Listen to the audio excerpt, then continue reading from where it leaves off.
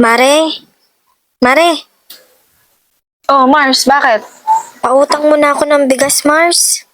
Wala kaming sasaingin. Bigas? Oo, sana. Eh, di ba may kulang ka pa nga dito?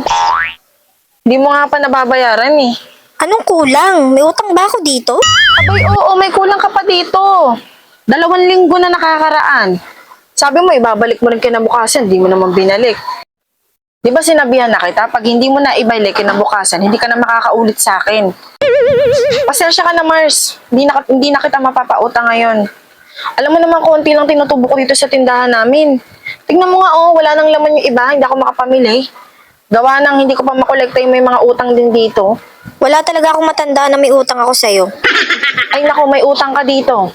Nagkaroon ka na naman ng amnesia. Hindi kita maintindihan, Mars. Pinagpipilitan mong may utang ako. Wala naman.